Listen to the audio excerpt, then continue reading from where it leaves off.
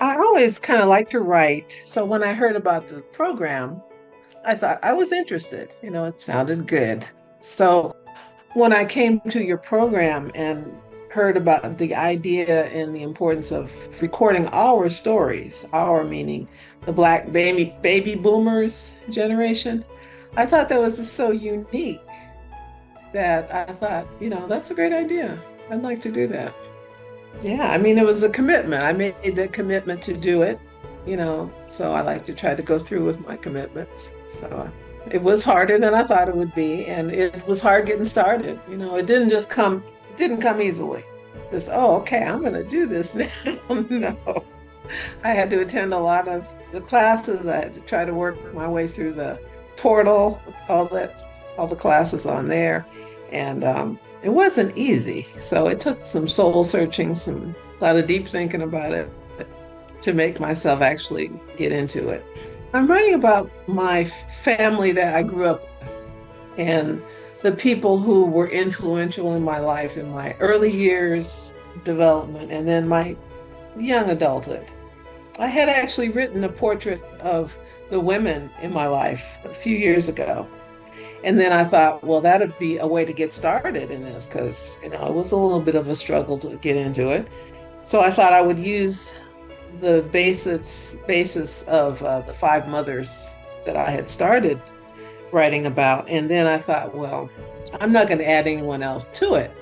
But as I was writing it, I started to realize, there were other people who were pivotal in my life, especially my father and my grandfather in my early years and then later years too.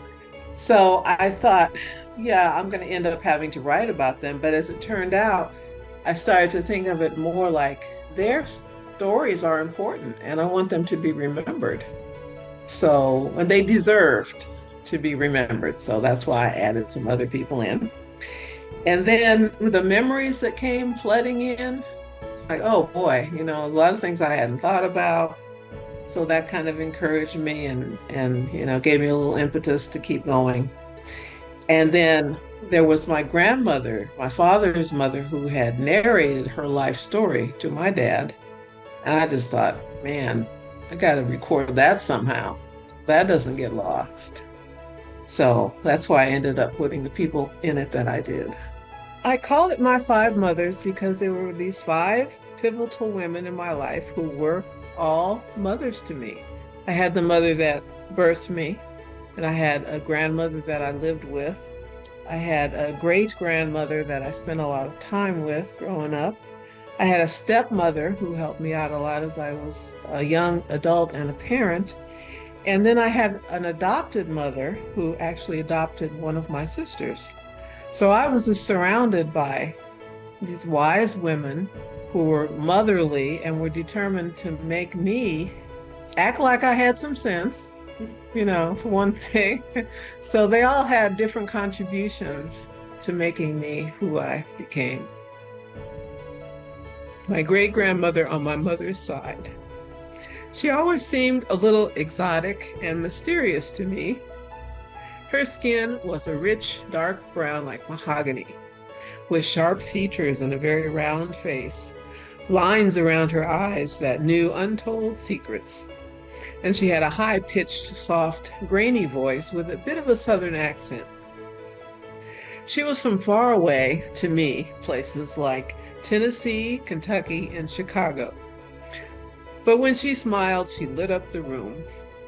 I don't know how it started, but I felt special because she allowed me to call her Mama, just like her children did, instead of calling her grandmother the way all of my second cousins did. She was strong-willed in a quiet way. I never heard her raise her voice, but I was amazed at how her adult children would scuttle around to do things for her. They said things like, I better do that for Mama like she told me to, or don't tell Mama, she'll skin me alive.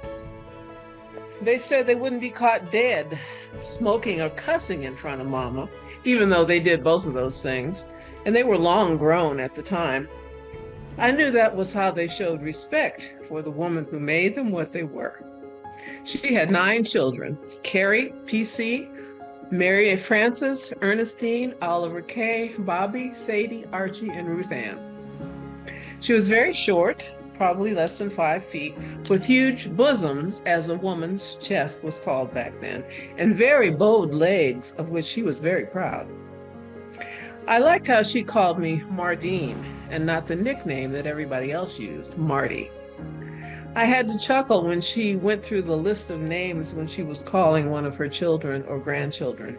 Sadie, Terry Lynn, Ernestine, Mary Frances, you know who I'm talking to. I do the same thing to my kids and answer her without saying, ma'am, not on your life. When I was a kid, I always tried to avoid saying the word ma'am because it sounded so old-fashioned and slavey to me.